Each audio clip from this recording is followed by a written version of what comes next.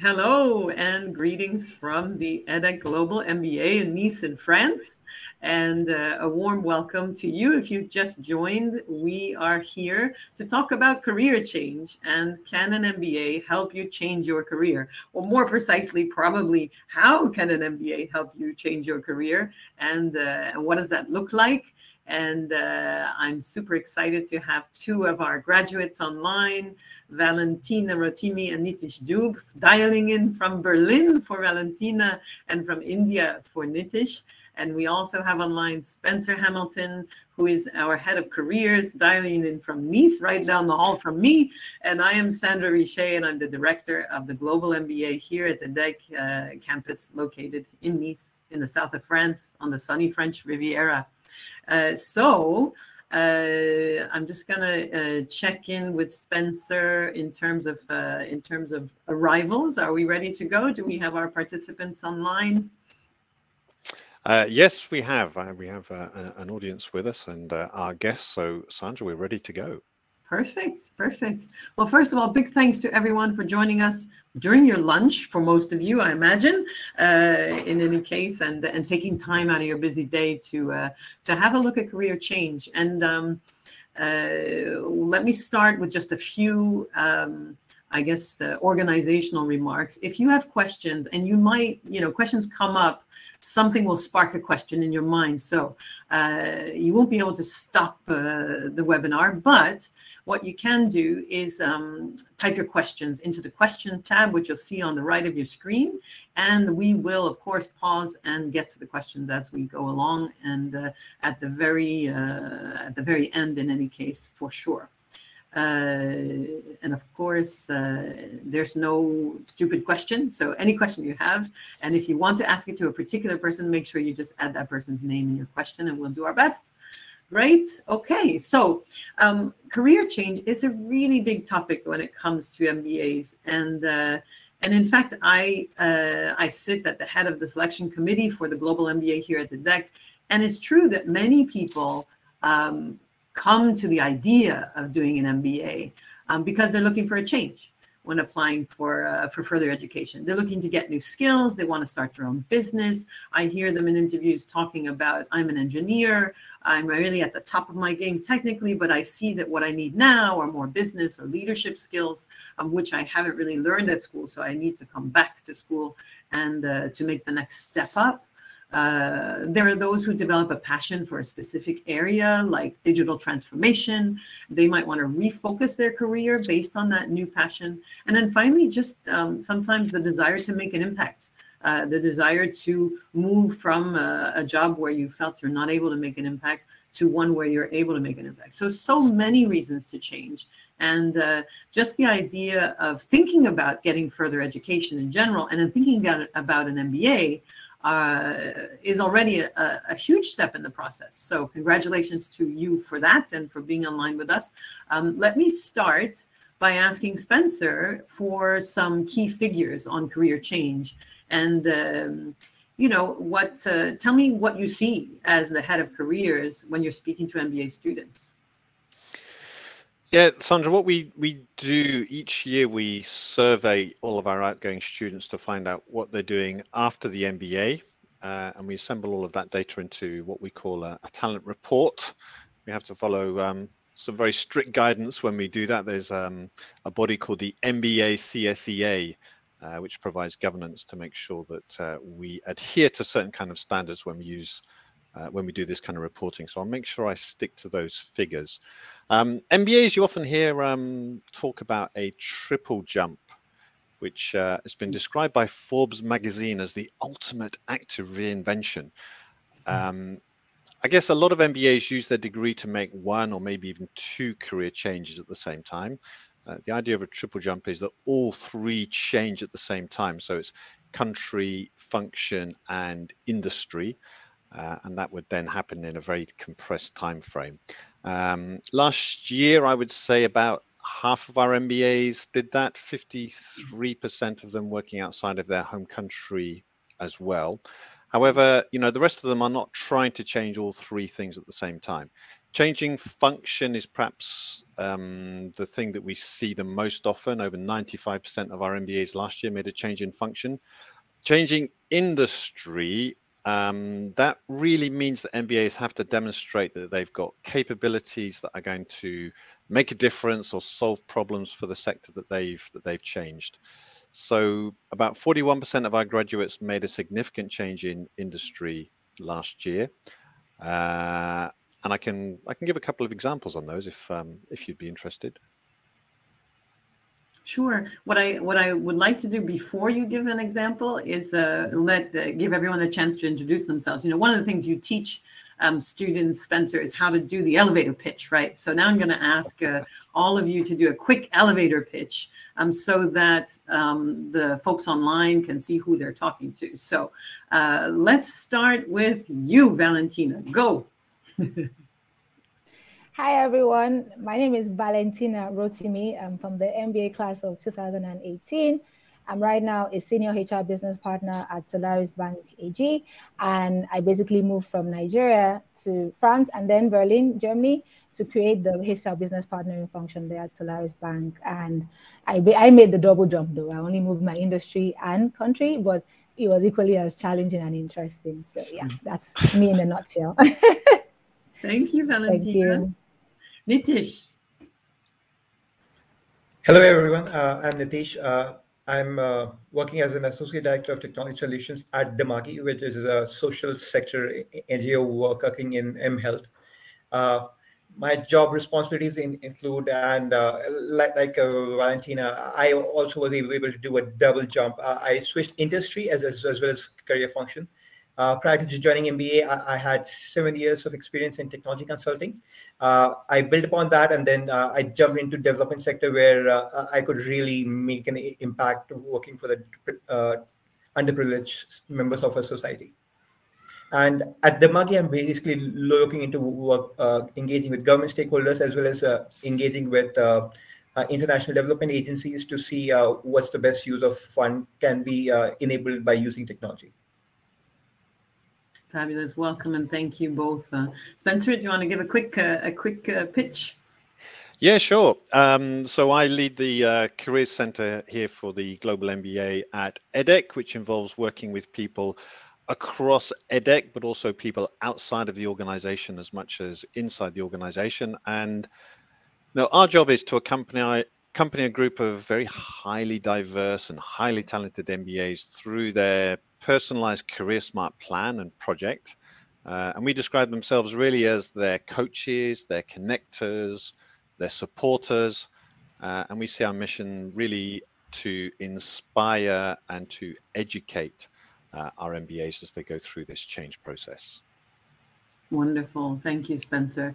And to add my little 2 cents, let me say that, as the person whose responsibility it is to select the candidates coming into the MBA, I really look for exactly that. If a candidate is interested in making a change and talks about it in their admissions process, I'm looking at their potential to make that change. I'm looking at their ability to take on board some of the learning that they can do in the MBA and our ability as an MBA to help them affect that change. So that's where this becomes a really interesting topic today for me as well. So thanks, everyone. I'm gonna maybe come back to your example, Spencer.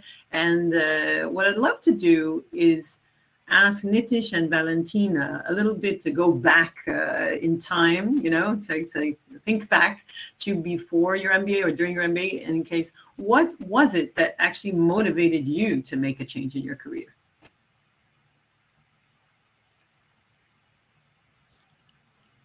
Ladies first, I guess. Sure. Yes. My career was actually going quite well. So I started my HR career at a multinational, and I basically had like really good career projection. However, I think in the when I hit 7.5 years of my HR career, I was just feeling a bit dissatisfied, and I just felt like there was a lot more out there that I could know about or be involved in that I wasn't. So I was, first of all, in the FMCG industry for 5 years. And then I moved into the oil and gas industry, and I was there for 2.5 years before I decided to make a decision. And while I was there, I did have very good career prospects. I was the head of talent acquisition and development for the whole Africa region, and I had about 7 markets under my reach. So from all intents and purposes, I did have a really good career. However, I was dissatisfied, and I was just wondering, well, not just wondering, I felt that there was more out there that I wasn't tapping into, or that I wasn't even fully aware of, because I just had like tunnel vision into my industry, into my sector. And I basically decided to do the MBA as an opportunity to really press the reset button, give myself time to reflect again, to connect again with my why, to really be sure if this is the HR, if this is the career I wanted to stay in, or if I wanted to pivot. So basically, and the MBA decision actually was something that I had been playing around with since 2012. But I decided to stab it in 2017. I said, you know what? Okay, it's been 5 years now, and I'm hitting 30 soon. I need to get my MBA before 30. So I think that was like the final push that I had, to be honest. And of course, you know, I was realizing that I really needed to make this move now. Otherwise, it would then get a bit difficult to actually make, you know, some of those sacrifices that the MBA would have required. So that's it in a nutshell. In summary, to press the reset button on my career and just see what else was out there and validate my why again. Yeah. Wonderful. Thanks so much, Valentina. Nitish, do you want to add something? Yep. For me, I was basically enjoying my life of working as a technology consultant, going on expense paid trips, but there was still something that was missing, and I basically wanted to make a jump to be contributing more from an operational level to move towards a strategic level, and that's how I basically initially started looking for an MBA. And during my MBA, I basically started off thinking that, all right, I'll do my MBA, and then I'll probably join some management consulting and work. But during my MBA, we go on a sustainability trip, and we had gone to South Africa. And that's where I kind of change of heart. I kind of realized that apart from helping clients, there are a lot of smart people are doing. I think this is where the world really needs to focus on, to focus their energies and talent to help the underprivileged. That's how we will truly be able to make a real impact. And that's how I came to know about Demagi, and I really reached out to them. They had really nice projects going on, and so I decided, all right, why not, let's change the industry and give it a shot. And the last 2.5 years have been really rewarding. I was able to lead one of the largest ML interventions in the world, which was sponsored by the government of India. That was my chance to use my technology skill sets was making changes in the life of real people. And that I think was the biggest takeaway from the MBA. And MBA definitely helped me achieve all of this to both hard skills as well as soft skills. Mm-hmm. Thanks a lot. Tell me a little bit more about that. So what is it about the MBA that helped you make a change? And you know, how did the EDHEC MBA in particular help you make that change? Sure. I'll first start with how did MBA really help. So with an MBA, once you're working in a particular organization, you're basically in your own kind of comfort zone, in your own bubble. You're surrounded by people that think like you, that work like you, and that's how your whole mindset works. Once you get to the MBA, you interact with people not only from different nationality, you interact with people from different folks. So in the class, they were investment bankers, they were primary school teachers, they were marketing folks, they were hardcore engineers, right? In interacting with those, such a diverse set of people actually helped a lot in terms of widening my skill sets, as well as allowing my mind to think apart from binaries and then understand how the whole spectrum works. That coupled with the course materials that led to classes related to strategy, basic finance, and all these core MBA topics really prepared me to kind of excel in my job. And one thing that I would really like to flag is the networking class that we had as part of Career Smart, it really helped me open up and reach out to people more openly, as opposed to how I felt before joining MBA.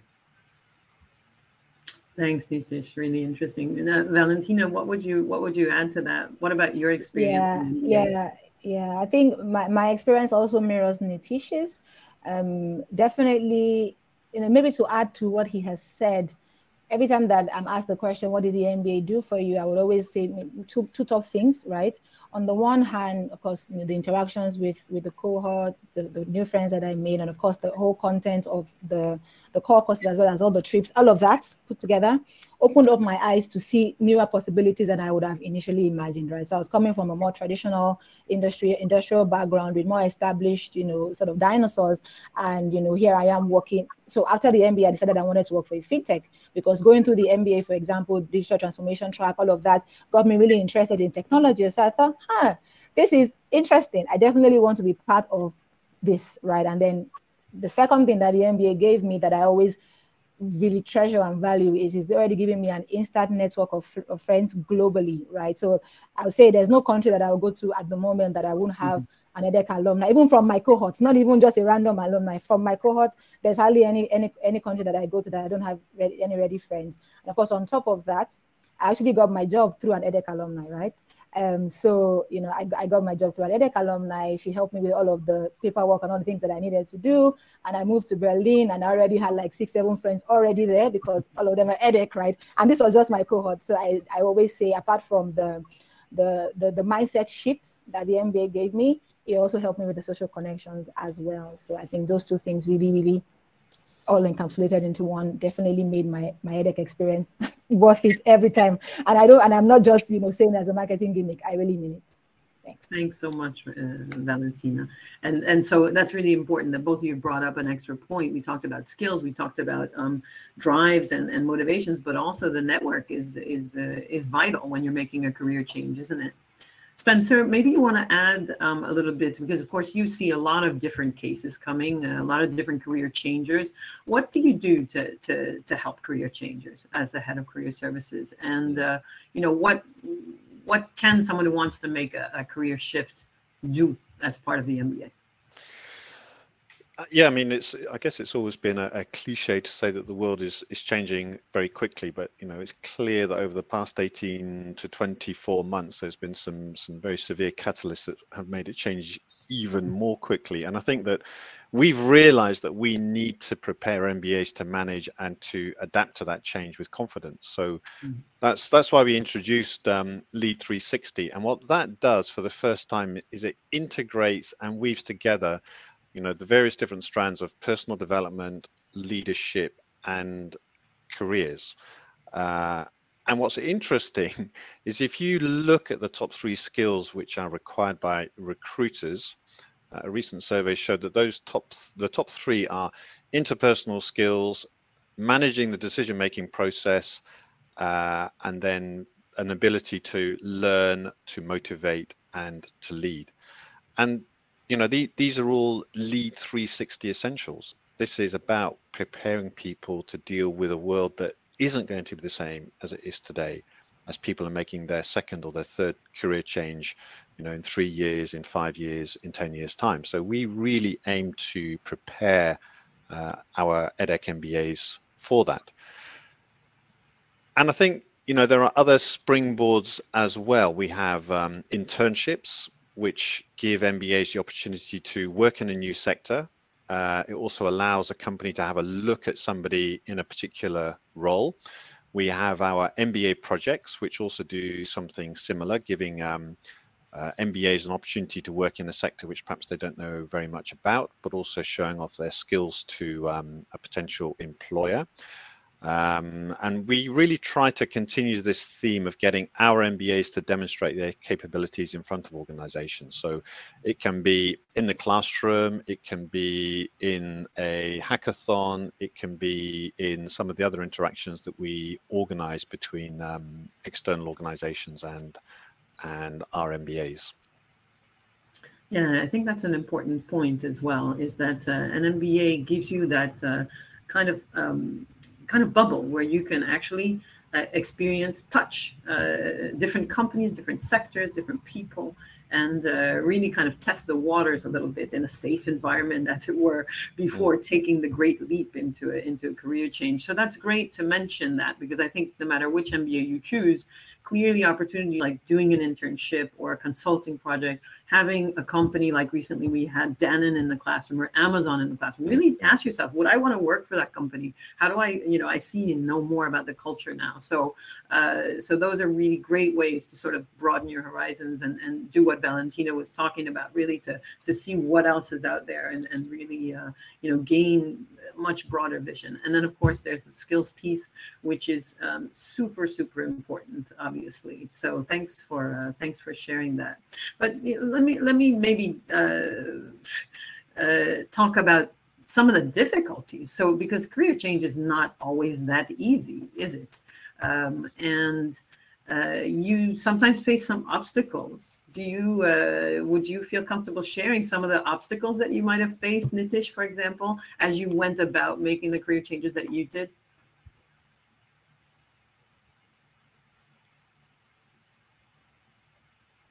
Okay, sorry, I think we or I could start with Valentina maybe, and then we can get back to Nitish. Valentina, did you face any obstacles, or did you experience any obstacles, or something that sort of held you back with that career change? Because I think a lot of people hesitate to change. I did. So I think one of the first things that was quite striking was obviously the language, right? Because initially I had planned, well, not really to stay in France per se, but I was really open, right? So I really had a really nice profile, my experience and my MBA and everything was great. But to work in HR in certain organizations, I needed to speak French, right? And so that closed a lot of doors, unfortunately. So, we're really lovely, but I'm sorry, we can't hire you. And I understood that, right? So I just had to re-strategize and just say, okay, what are the countries or companies that would not mind, me not having a French as a first language? So in the end, language was definitely big. I think my job search took a bit longer because of that. And the other challenge generally is that you will face a lot of rejections. You'll get a lot of rejection letters and I think that especially at that time when, because you most likely quit your job, you spend a lot of money on your MBA, you might feel the need to panic, but don't panic, calm down. The rejections do not mean that you are not incredible or you are not worthy. Many of the things you just need to re-strategize, right? So of course, we talk about the ATSs, for example, that already just automatically screen out your CVs without anybody even coming in contact with your CVs. So some of these things are there and just for you to just gain knowledge about it. So if you're getting a lot of rejections, perhaps your CV is not formatted in the right way, or you just need to access, somebody in the company through the networking efforts. And I must actually, at this point, shout out to the career services team and the whole MBA program. They really give you life hacks around how to maneuver these things. So it's not a one size fits all, because of course different companies have different recruitment practices. But what all the programs that we do at edX does for you is that, okay, when you are seeing a pattern, you stop and recalibrate. Okay, what could be going on here? Okay, let me try this, let me try that. In the end, something would always work with it. We always give us so many tools that we can use, and definitely it would always work in the end. I think the last one also is visa. Sometimes companies don't want to sponsor visas, but again, knowledge is power. But quite a number of EU countries that with your MBA degree and with your previous work experience, you most likely will get a salary that is above the blue card threshold, for example. And then with that, nobody really needs to sponsor you. Once they give you the offer, you just apply and you have your blue card. So I think in the end, there were so many obstacles, but many things can really be surmounted once you just calm down. Don't be anxious, don't panic, ask questions, reach out to people, you'd always get the answers. So I think the biggest maybe tip that I would always give people is in the face of all that might be going on, stay focused. And don't be afraid to ask for help. The edX MBA family is super helpful. I left 2018. If I need something today, I know that I can still get help, right? So there's a lot of information that is available. There's a lot of support that is available. Use it. Ask questions and don't feel dejected and don't panic. It'll be all right. That is wonderful advice, Valentina. I'm gonna stick with you because Nitish is still connecting, but also because you work in HR, and I wondered if you'd share, maybe switch hats for a minute. And how does HR look at career changers? What are some of the challenges with that from an HR perspective? And then how, what would you advise from an HR point of view? Yeah, so I think also the topic of the education of a lot of HR professionals also needs to come in play, because we still find quite a number of my HR colleagues still being a bit archaic in the way they assess candidates, for example, and the way they profile people. So I think that, okay, of course, I can't do anything about them, but at least the people that I can talk to, which are the MBA grads, is really do your research, right? Don't be afraid to connect. So if there's a company you're interested in, I'm sure there's an alumni there. And if there isn't, find a way to connect with the people. So we actually get a lot of really, really helpful tips in the MBA that allows us to, overcome even some of the archaic mindsets, right? So it could just be something around the formatting of our CVs. It can be through a referral program, through somebody that works there. It could be, so many other things. But in the end, there's something you can do about it, and there are always different strategies to get in. So also, generally speaking, especially now, there are quite a number of the skills that Spencer was speaking about, also the things that we look out for at the end of the day, because we know that, we can hire you for your skills, so to speak, but we'll fire you for your soft skills. But if you lack some of those soft skills, we fire you, or you're not able to progress. So it's becoming increasingly more important, especially with, the current challenges of the workplace now. We're all virtual now. There's so much happening, changing quickly. It's so important for us to have leaders that have these soft skills, that all the points that Spencer made, actually. In fact, we just created a leadership academy here at Solaris Bank that I led the creation of, and these are the things that we're putting in there, really. There is not even teaching them about fintech or whatever, but really things around the team, the soft skills. How do you motivate your team? How do you adapt your team? How do you get the best out of them? How do you retain them? How do you motivate them? Yeah, and it seems like, but these are all the things that managers should do. But of course, now in this context is a lot different, because the workforce has changed as well. Things that are also important to people has changed, and it has evolved. So it's up to us as organizations as well to woo our candidates, to woo our employees, and make them stay with us, because this is the best place to be. So I feel like at the moment, the talent market has shifted, right? And it's now really a talent market. So now we the talent, are the ones calling the shots now, right? And yeah, really, we are. And the employers need to adapt very quickly to meet our needs. So basically, they need to understand who we are, what we want, what motivates us, and get that done. Like I said, I'm senior HR business partner at Solaris Bank. These are all the things that we're doing at the moment, and I'm saying these are the insights from the market. These are the things we need to do differently in order to attract and retain, right? So there's a lot happening now, and really, it's a talent market right now. It is. That's exciting. So exciting for you in your position, of course. So that's great. And also exciting for the candidates, because this sounds like the right time to embark on education. And as you said, start building those transferable skills. Because, when we talk about career change, we talk a lot about transferable skills. It's not so much, the technical or the sectorial skills you have, but what can you transfer from one industry to the other? And I think different sectors have a lot to learn from each other, and so that's exactly. Because, for example, with me in my career, I worked from FMCG to oil and gas to fintech, to fast-growing fintech. Right now, we're a unicorn and we're growing globally. So, of course, I had the basic fundamentals that could be developed. But some other recruiters might have said, "Oh, she hasn't worked in fintech, therefore don't hire her." But my recruiter had a good insightful eye and thought, this girl has transferable skills. We can do a lot with the skills that she already has, right? And here we are today. So. Great. Yeah. Spencer actually talks a lot with the MBAs, and I'd love to hear your take on this, on timing, but also on believing, Spencer. What would you say about that? I think there are a couple of points that I would make here. One is that most MBA graduates still have quite a few job changes in front of them when they leave edX. And I sometimes say that it's important to remember that your next job is not your last job, and that you may sometimes need to take 2 or 3 steps to get where you want to go.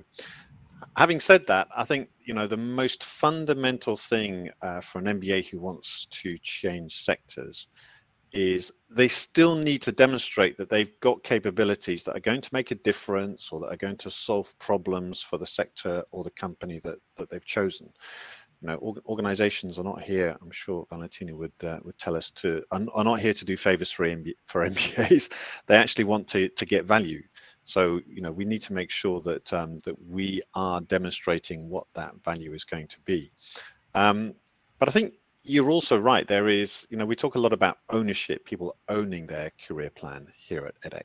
And I can certainly think of an example of somebody we had last year or the year before, I think, who came and said that she had a very, very specific aim in terms of what she wanted to do in a field that was also very kind of specialized. And I had to do a lot of reading up to understand what this was so that we could accompany her. And she stayed very focused on this, and even I think did her MBA project on the topic.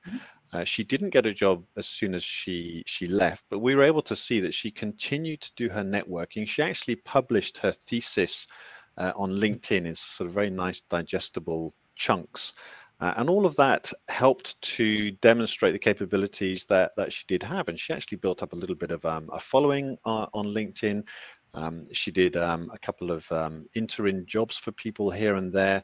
And then very recently, she was able to design her own job basically for an organization in Paris. And I really have to take my hat off to what she did, because she knew all the way through what it was that she wanted to do.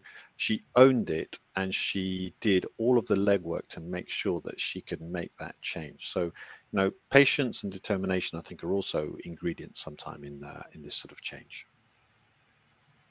Yeah, I think once you've decided I'm going to make that change, it's really committing to that, and then having the patience to stick to your goals. No matter what obstacles you might face. I see Nitish is back, and hopefully for good until the end of the webinar. Sorry about that. My system had frozen. No worries. So Nitish, we were talking about obstacles, and I'm interested to know, because a lot of our Indian graduates come in and really they have this the strong desire to make a career change, to stay in Europe. You decided the opposite. You decided to go back to India. Was there pushback at any point from your network, from your family? Did anyone say, you're moving from tech, you're moving from consulting into social business, you went and got this degree abroad, and now you're going back to India? Did you experience any pushback, or at any time did you doubt what you were doing? Tell me a little bit more about your obstacles.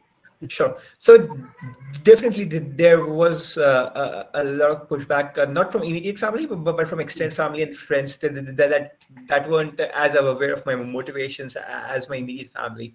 So there was pushback. I was basically leading an industry that was really high paying, that's quite well respected, and that's something that people do MBA to get into, and then going into a development sector that's often overlooked and underrepresented by people in the MBA industry. So there were definitely challenges. There were cases, there were points in time when people would say, hey, I moved to France and I'm earning XYZ amount in euros, and if you basically just convert it into rupees, that seemed really high, and you could doubt. But the fact is, you should basically stay true to what's your motivation and why you're doing this. Because at that point, once you're really happy with what you're doing, all of these things become secondary.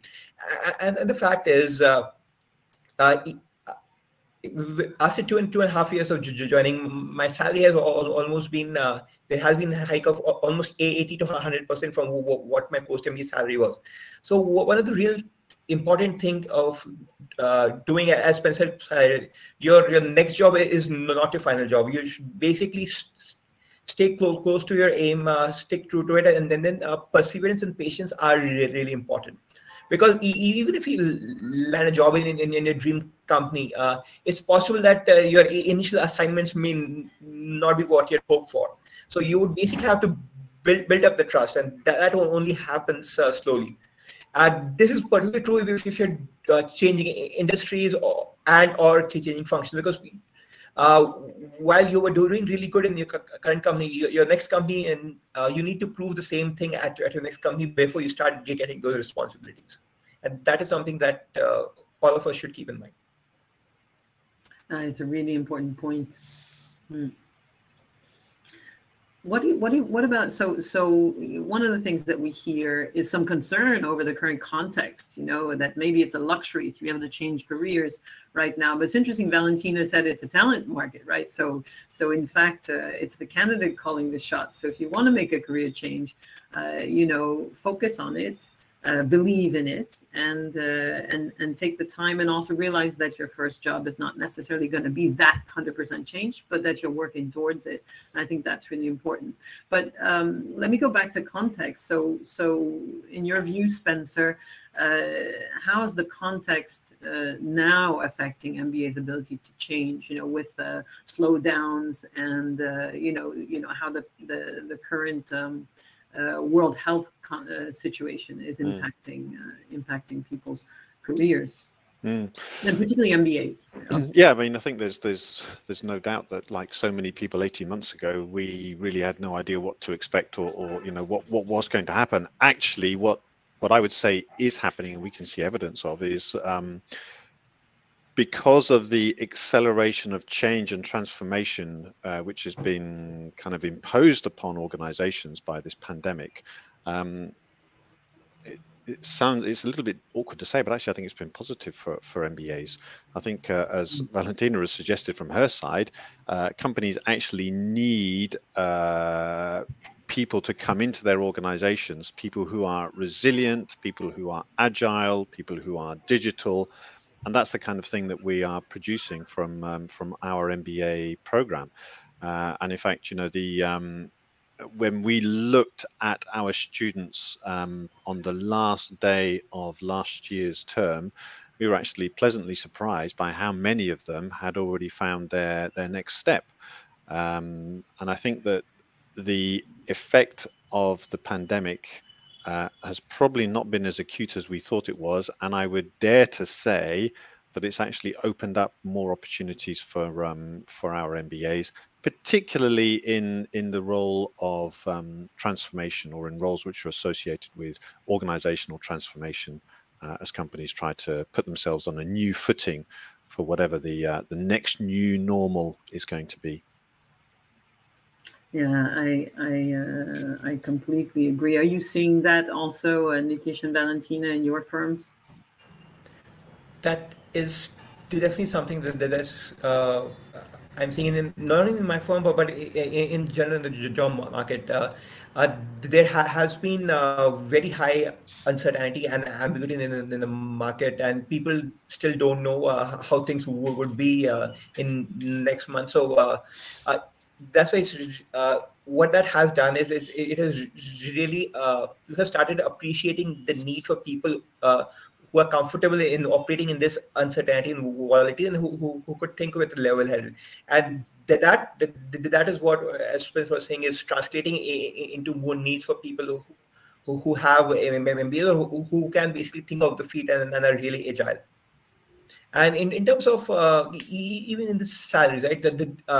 It's definitely an employees market right now, wherein people are getting huge hikes, and there have been a lot of transfers.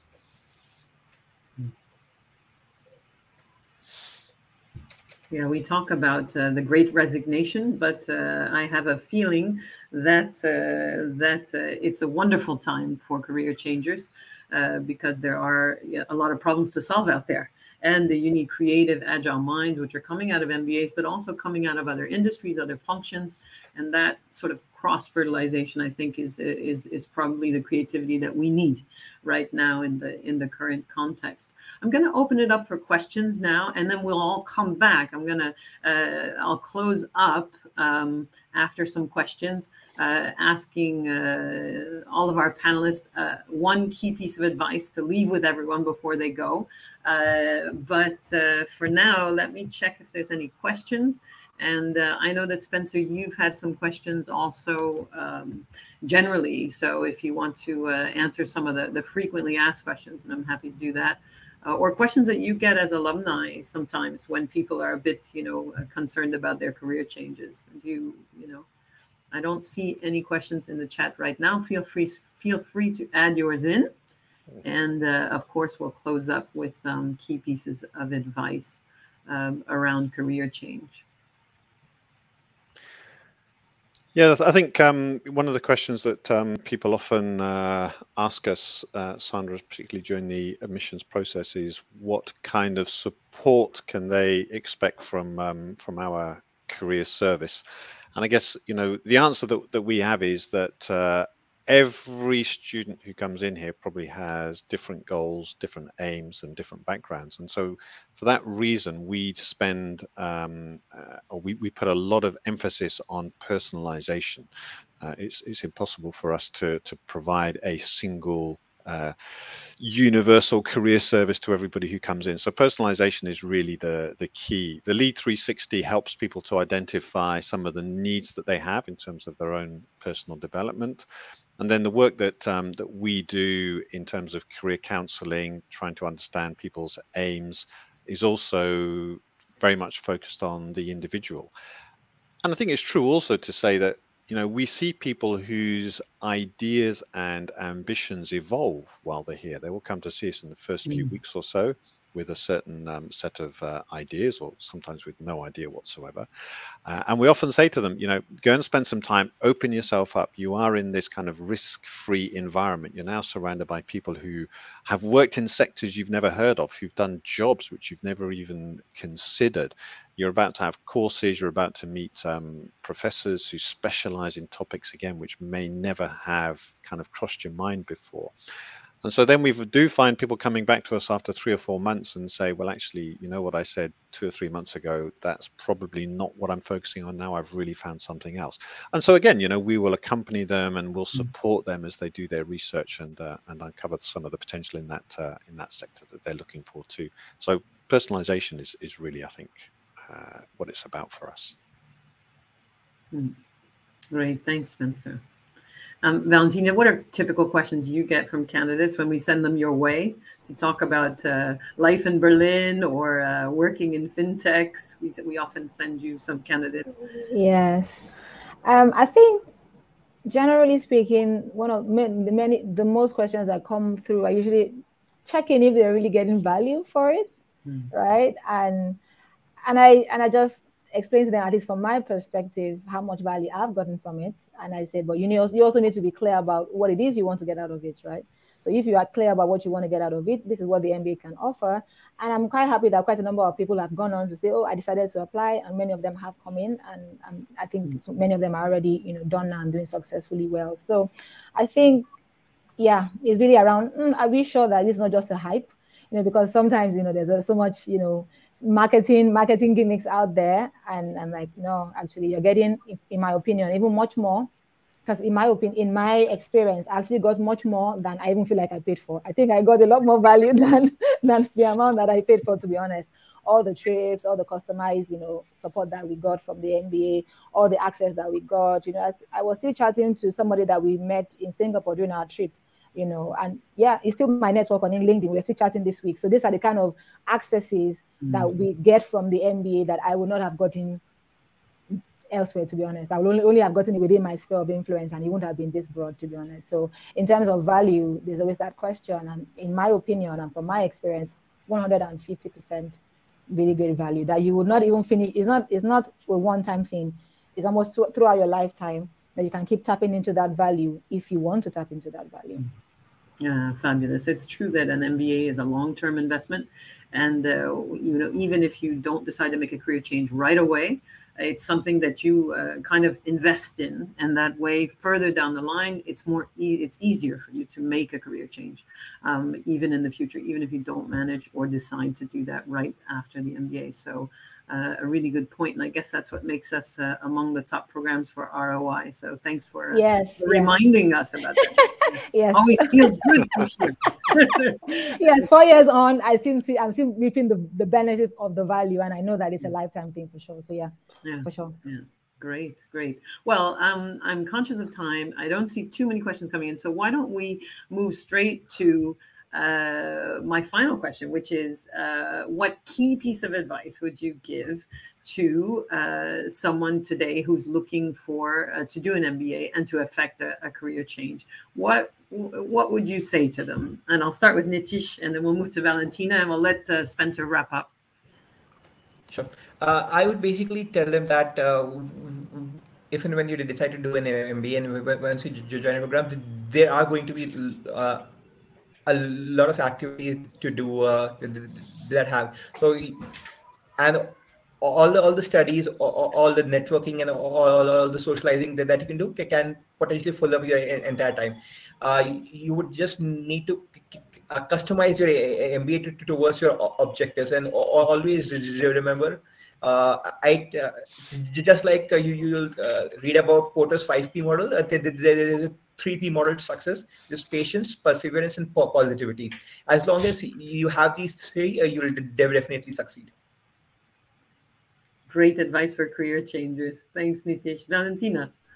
Yeah, I think I've alluded to that, and Nitish is right now what Nitish has said as well. I think what I would typically say is be very clear on your why, right? Because your why will, guide you towards, the customized plans that you want to have. But I would also have sort of a caveat to that while you're clear on your why, also be open to seeing what else was out there, because I came into the MBA with a different plan. And then through the journey, I was open to changing my mind, and I'm loving the journey almost 3 years in, right? So be clear on your why, actually, because your why would get you focused, and your why would also keep you going when the times are tough. It's even before the MBA, right? You need to write the essays, you need to do the GMAT, and some of those things can be challenging, but you need to, be clear on your why to do the MBA and stay on course, right? And of course, in the MBA, like we've said already on this call, there's so many opportunities here that edX gives to you, all the programs, all the mentors, all the coaches, even your colleagues, right? Use them judiciously. I cannot overemphasize this enough. Use them judiciously, because you never know, where that opportunity might come from. So like I said, an edX alumni got me my job, and I got this job over a couple of drinks. Yeah. And I was like, oh, you finished now? Oh, oh, this person is in Berlin now. Oh, really? So use all the opportunities and be clear on your why. I think that's what that would be my 2 tips. Thank you. Thanks, Valentina. Spencer, do you want to wrap up? Yeah, I think I would just come in off the back of what Valentina has said, and it's probably true to say that for every person who comes onto this course with a clear idea of what they want to do next, there are probably 2 or 3 who either don't know or who come back to us and say, actually, I've changed my mind. And in a way, that's one of the beauties of an MBA, is that you get to discover all of these other opportunities and possibilities. And I think that's also why we're so proud of the Lead 360 program, because that enables people to explore some of these options or to understand more about parts of themselves. And because we weave that together with careers, with leadership, and so on, I think it's giving people a really interesting way to structure some of that thinking. And I think if we look back over what we discussed over the last 3/4 of an hour or so, we can see that there are a lot of opportunities in what is a very uncertain world. And actually, that's something which I wrote in a talent report a couple of years ago, is that there's a lot more uncertainty ahead of us, but there's certainly a lot more promise ahead of us. And I think that's probably still very true. And we also know that there are organizations who are very keen to have individuals coming into their organization who can help them with the transformation which has been imposed upon them by the pandemic. And so MBAs who are resilient, who are agile, and who can cope with a digital world, I would say, are very much in demand. And we can probably move on to Valentina's phrase again, that it really seems to be a seller's market for people who are coming out of good courses right now. Spencer, thanks. Valentina, Nitish, wonderful insights, and thanks so much for sharing your experience. So I think with this call, if you are thinking about a career change, hopefully this gave you a lot of insight, a lot of advice, some tips, things to think about, and what is the actual place of an MBA in that process. If you want to learn more about the EDHEC MBA and you want to have other questions that you want to bring, some of you may be following this live, some of you are following it offline, so you can send any questions that you have into your admissions manager, or if you haven't been in touch yet, that's mba.admissions@edec.edu. And of course, we will be able to answer any questions you might have about your career change. And I just want to say a really warm word of thanks to everyone on my panel and to all who've taken the time to listen to this. And we hope it's been helpful for you as you begin your journey towards career change. And we wish you all the best of luck with that, and hope to see you one day in the EDHEC MBA. Thanks very much, everyone. Thank you, everyone. Bye, Sandra. Thank you. Valentina, bye. Nitish. See ya.